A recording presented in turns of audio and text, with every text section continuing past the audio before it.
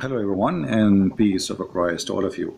Today, we had an opportunity to speak to someone who is extremely knowledgeable in Islam. He is the one who decided to speak about something, and like supposedly he is prepared because we want to get Christian Prince busted, and he did really. No CP, let us see. Okay, let's talk about satanic verses. Satanic verses, no problem. Here we go. Go ahead. I want to ask you what the problem is with Muhammad receiving the satanic verses and Allah abolishing what he threw in. Okay, so you agree that Muhammad he received satanic verses? Many of the majority of the scholars and the Shia say that this story of Al-Ghanik is a fabrication. But you just said, everybody heard you. What is your problem with the Prophet receiving satanic verses? Yeah, I do it because Ibn Ishaq and two other early books say that he received satanic verses. All right. So can you tell me the story, how Allah abolished those verses? How Muhammad he said those verses and how Allah abolished them? What do you mean? Will he receive verses? What the verses? About Allah's manat and al-Awzan. Yeah, what he said about them? Basically, he was like praising the gods of the pagans, and later on he said, no, the pagans were happy with it, and later on he said, no, this it's from Satan and not from God. Okay. And I want, okay. So you agree with that? He agreed that his prophet received satanic verses not from God. He agreed. Okay. And he's saying, what the problem with that? Yeah, because it's in Ibn Ishaq. But Wonderful. The majority of the scholars at the say it's a fabrication. Wonderful. My friend, we just heard all of you. What's your name, if you might say, so I can call you? Mahdi. So your name is what? Mahdi. Mahdi. Okay, Mr. Mahdi. You are welcome. I'm glad that you called me. You sound like a nice gentleman guy. Let us not to change the topic, please, one by one. You said you agree with the topic. You agree that the Prophet he received satanic verses. But it doesn't say in the Quran that Allah he said, can you make Quran like this? Right? Does the Quran say that? Asking you what the problem is with Muhammad receiving satanic verses. I'm telling you the problem. If the Quran saying nobody can make Quran like Allah Quran, and Muhammad he received Quran from the devil, and he did not recognize that this is not Quran from the devil. That means anyone can make Quran, including Shaitan. Yeah, because it was like the key verses. It's like one verse that. It doesn't matter. It doesn't matter. Muhammad he thought it's a Quran, and Muhammad he recited as a Quran, and the Quran says nobody can make Quran like the Quran. So how the Prophet of Allah could not recognize that this is not Quran? Yeah, because Jibreel, Muhammad felt that he was receiving from Jibreel, but Shaitan, like, he was tricking him into receiving this verses. Guys, did you hear? Shaitan was tricking Muhammad. So Muhammad is a fool. And what does that mean? That means Shaitan, it's possible that he is Jibreel. Because if he was able to do it once, he can do it always. Correct? So now how we will know if Muhammad seeing Jibreel or seeing Shaitan? Listen carefully now. Your problem with the satanic verses. Okay, no problem. Listen, as long you are the one who agreed that Muhammad he received satanic verses, and you heard of the story that Jibreel or Shaitan he came in the image of Jibreel, right? How and what is our guarantee that not all the Quran is from a guy who came in the image of Jibreel and he's Shaitan? What is our guarantee that the verse is saying that Allah will abolish the Quran, which is from Shaitan, is not from Shaitan himself? Because the Quran message of the Quran is to worship the God of Abraham, Isaac, and Jacob, the one God. Okay, no problem. But you know, if you worship wrong worship, still you are not following the true God. As an example, you're a prophet, he kissed black stones. You Muslims, you claim that you are not pagans. What is it? Is that from Satan or from Allah? Kissing black stone? No, he's It's holy. Where did Allah say to Muhammad it's holy, kiss it? No, Okay, why he kiss it then? because it's holy. Why it's holy? Because it's from paradise. Where it says that? It doesn't say that. So who said that to him? No, because in reality it's holy because it's from paradise. Okay. That's the reason it's So if a stone is coming from paradise, that makes Guys, it's reality. It's reality. It's a stone from paradise. Hello? So what? Isn't it a stone who is located in paradise is the same as a stone located in the earth? Both of them, they are created by the same God supposedly. So what the big deal? This pagan religion, they worship any meteor fell down in the ground. It's a strange stone. So they take it and they worship it. Actually, if we go in the hadith, you will find this. This is Sahih al-Bukhari. Look what it says. Read with me carefully, please. We used to worship stones, and when we find a better stone than the first one, we would throw the first one and take the later. And if we could not get a stone, then we would collect some earth, i.e. soil, and then bring a sheep and milk that sheep over it and perform tawaf around it, the same as they do around the Kaaba, tawaf. It's a pagan practice before Islam. They go around anything they worship. Do you see it? All right, continue. it holy. yes. Okay, so when you go to heaven, you are going to kiss everything in the ground? No, that's different. That's when we are in heaven, but we are talking about the earthly life. What do you mean? We are now in the earthly life. We are not in heaven, so that's different. Well, so what? If it's a stone from heaven, I mean it's a stone, and kissing a stone will make you a pagan person. Let me ask you, did this stone have a duty or it's useless? What? What do you mean? The stone, you see, we are talking about Muhammad receiving satanic verses, and obviously Muhammad, he received a lot of satanic verses. One of them is the kissing the black stone. So this stone, is it useless or useful? If you touch it, then Allah on the day of judgment will forgive your sin. Okay, guys, if you touch the stone, Allah will forgive your sin. All right. The hadith says, if you touch the stone in the Yemeni corner, Did you hear it? Did you hear it? What is this? If you touch the stone, Allah forgive your sin? This is what they say to us, Islam, worshipping one God, and etc. Islam is nothing but a cult. Let us continue. if you touch the stone in the Yemeni corner, Allah, He erase your sin. How and why Allah will erase your sin for touching a stone? Because that's how Allah is making creation. If He wants to do that, then He's gonna do that. It's a decision. What? It's a stone. You see? I mean, Okay. how easy it is, just touching a stone will make me lose my sin.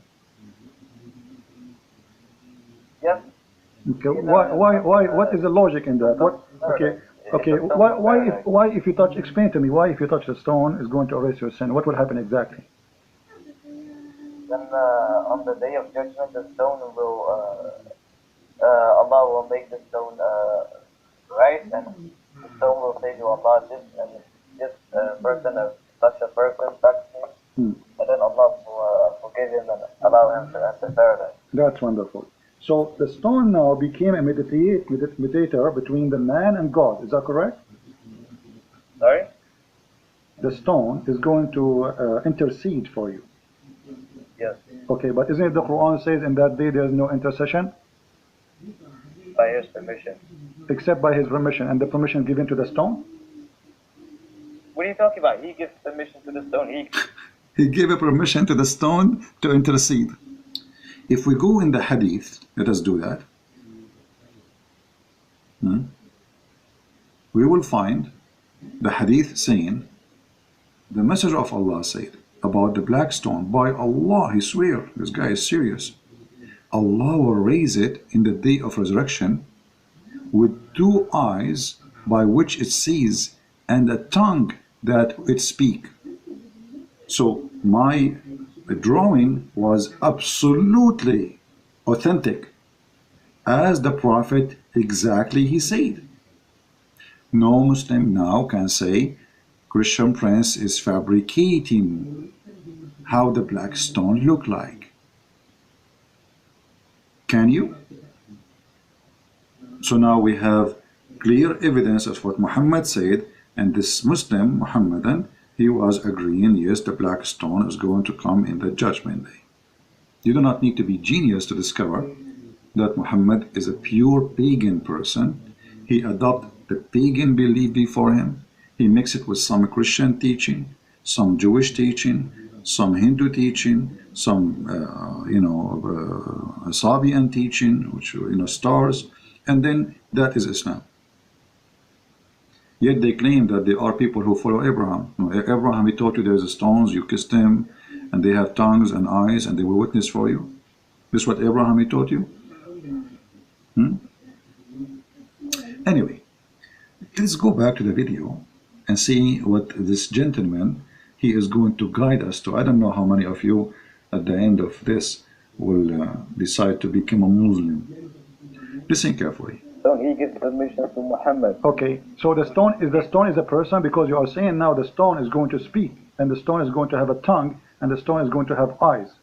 Is the stone is a person?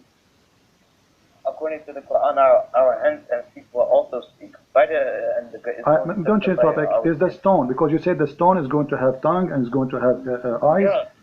Huh? Yeah, the same for Allah says in the Quran that our hands and feet will, on the day of judgment, will speak. And maybe this is metaphorical, but the stone literally is going to speak, no, correct? It is not. Okay, not metaphorically, no problem. Okay, no problem. Guys, it's not metaphorically. So his feet, this guy, he believes his feet is going to talk. It's not metaphorically. I was helping him. I was giving him a hand. His feet was going to talk. That's what he believed. He said it's not metaphorically. It's true. So when you go to Allah, so now look, we have many witnesses. We have your feet, your hands, and it's not metaphorically, no. Yeah. The Messiah, he said, this stone will witness for you.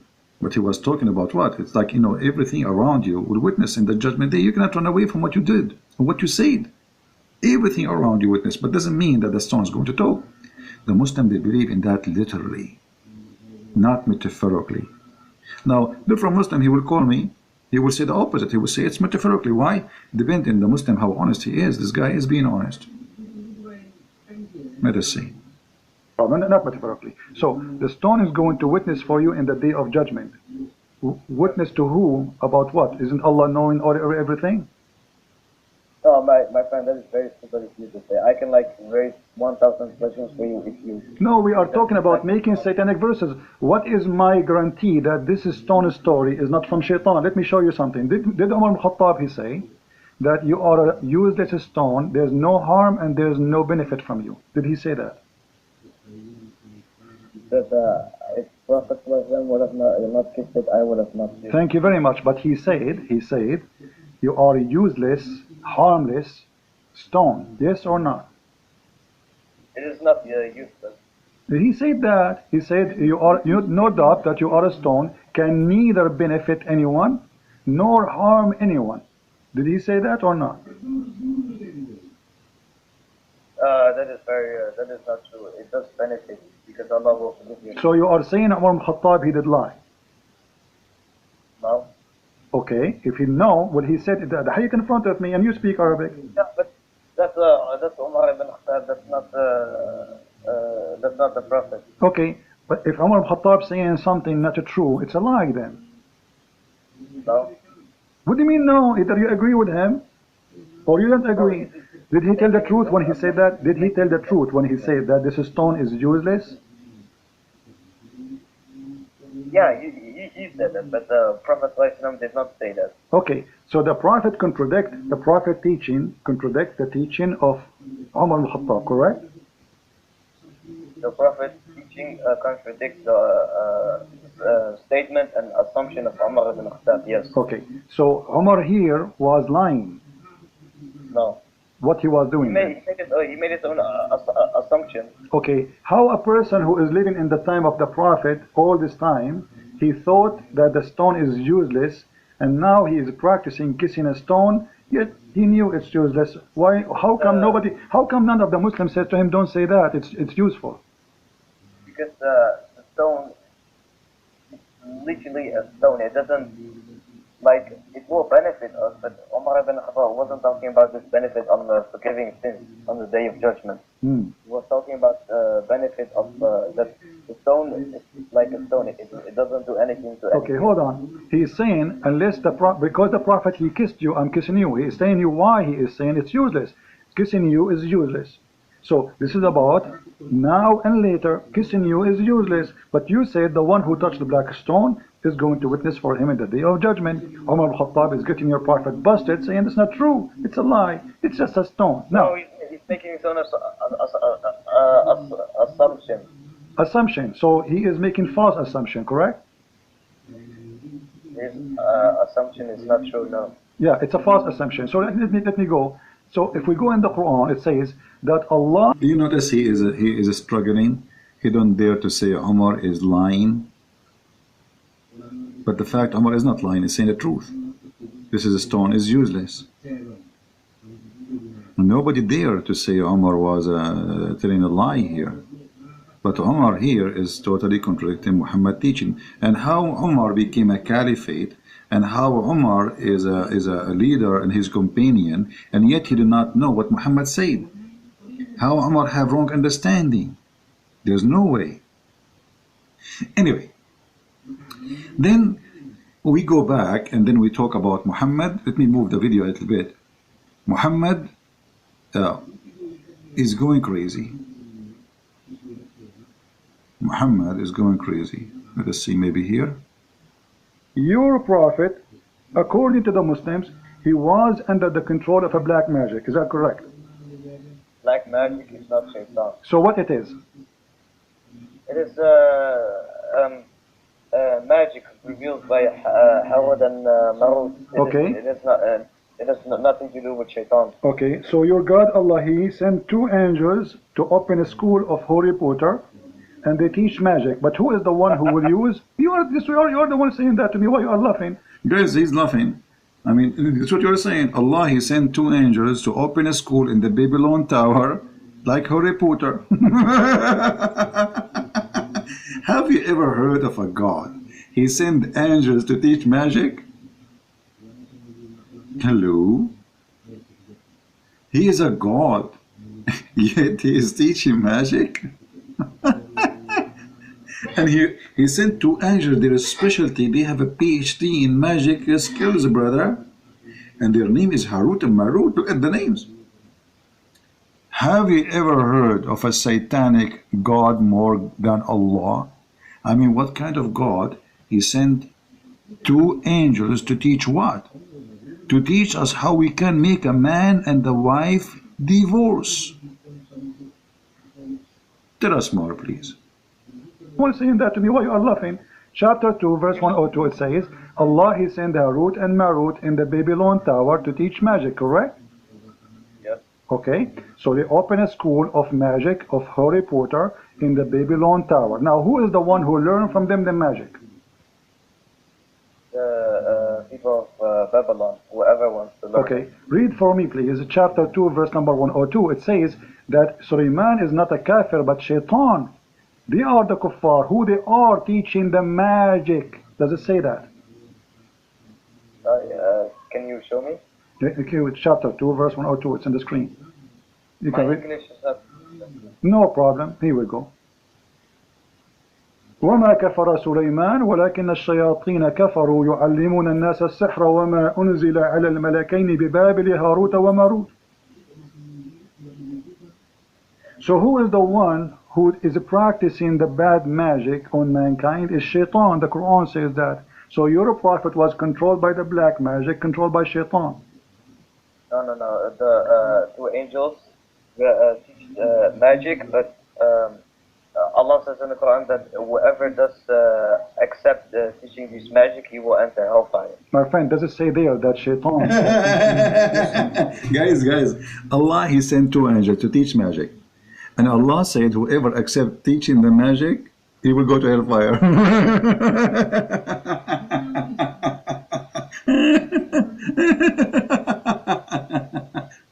So if you accept me teaching you magic, I will send you to hellfire. What's wrong with this religion? Am I lying? No. Okay. No what? Okay. Habibi, I will call you back in 15 minutes. Let us move a little bit because he will come back and we want to hear him saying that Muhammad was a crazy man. Yes. Okay. So my friend Mahdi, thank you for calling back first.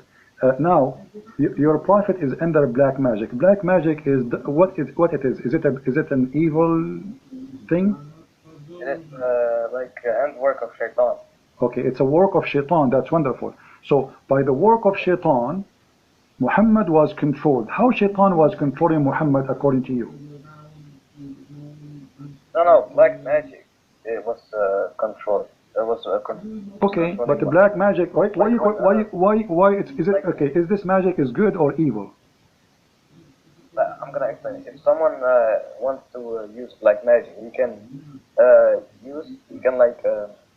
make the person, they will use the black magic on crazy, or they can do whatever they want. They can divorce his wife.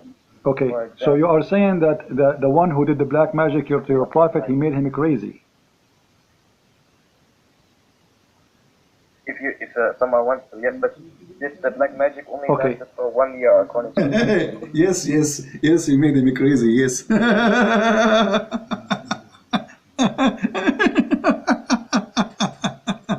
Unbelievable. Mean. The prophet become crazy by the black magic? Crazy prophet? For how long Muhammad was crazy? Okay, hold on. So you're a prophet according to you. Okay, my friend Mahdi. Your prophet, he became crazy because of the black magic. And you are the one who said they can make you crazy. So your prophet became crazy because of the black magic. How we can trust a crazy man, as you said, to be a prophet of God? It was only for it lasted only for 1 year according to Ibn Ishaq. It was only for 1 year he is crazy.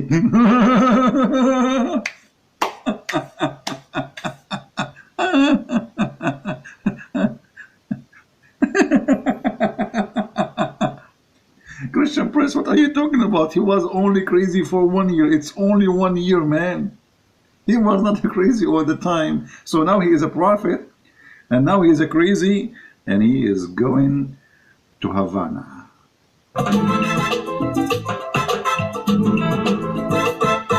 Crazy man became a prophet. Crazy man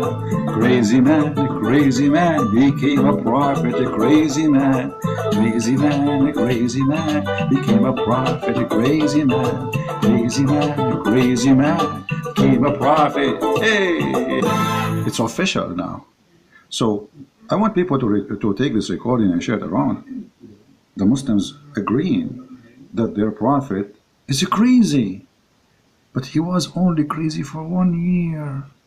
It's just 1 year, Christian Prince. Not much. It was only for it lasted only for 1 year according to Ibn Ishaq. 1 year? Okay, 1 year. How many Quran he made when he was crazy? Guys, our friend Mahdi, this is very important, he said, he was crazy, Muhammad was crazy for 1 year only. Okay, how many years Muhammad was a prophet in his lifetime? 23 years. 23 years. So we can say... Guys, we have to be honest here. I mean, come on.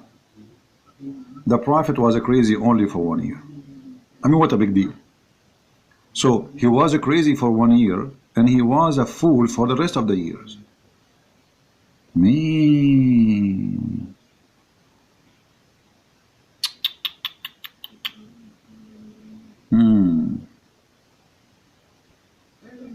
I have no comment. It's official. Crazy God, crazy prophet, crazy stone, crazy religion, crazy people. Huh? You see, when they say black magic, this is simply fiction. What black magic? Simply, he's crazy. This is right. He was crazy. In the old days, when somebody is crazy, they don't know because he look fine. You know, in the body he's healthy, but he do stupid stuff, crazy stuff. So they think he was bewitched. So the Muslims agreed now that two things happened to Muhammad. He was bewitched and he was crazy. And as long as they agree that bewitching is something evil and from the devil, that means Muhammad was controlled by Shaitan, if you believe in bewitching. If you don't believe in bewitching, well, Muhammad obviously is mentally ill, and the guy, he agreed. He said his prophet was crazy only for 1 year. What happened at the end of the year? And not only that, he said to us that Allah, he helped Muhammad and he get him out from the black magic. But how? Listen carefully. So during the 1 year of Muhammad being crazy, according to you, how many chapters Muhammad he made? But he was crazy. When Muhammad was under the influence of black magic, Allah subhanahu wa ta'ala revealed two surahs. One, I forgot the name of it. One is Surah Al-Falaq, which has 5 verses, and the other surah has 6 verses. Together, them has 11 verses, and Muhammad needed 11 knots because the Shaitan, there was 11 knots to break. 11 knots. The Shaitan, he made for him 11 knots. Shaitan, he made for the Prophet 11 knots. This guy, he just said, it took Allah 11 months to open those knots. I mean, how powerful this God is.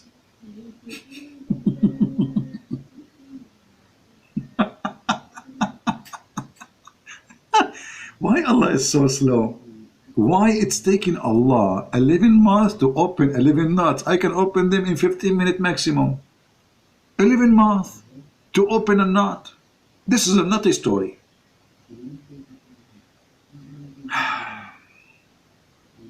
I don't know what to say. It must be true religion. The Prophet was controlled by 11 knots. At the end of the day, we are here to share with you the truth. And the truth will set you free. Obviously, Islam is a stupid cult. And I don't think anyone here have a little honesty after all what you heard. Just today, you will believe Islam is not a stupid cult. You see, there's many cults, they are smart. But Islam is a stupid cult.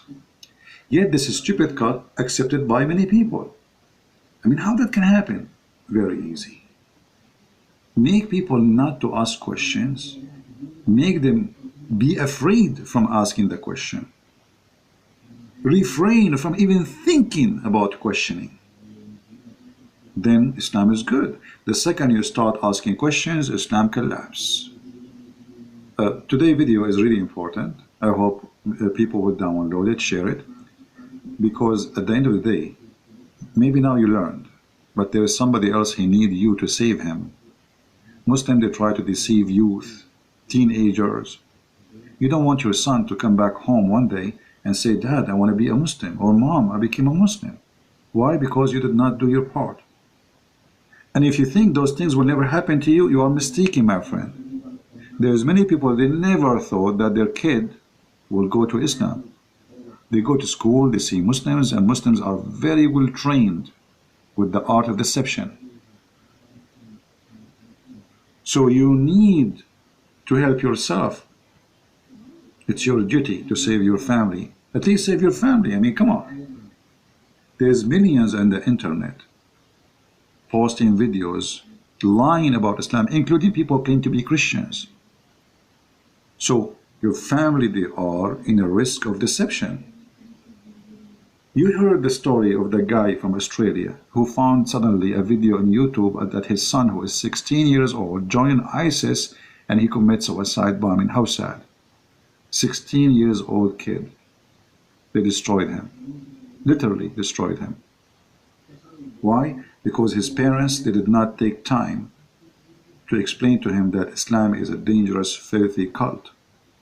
So it might be Islam is funny and is stupid, but Islam is dangerous.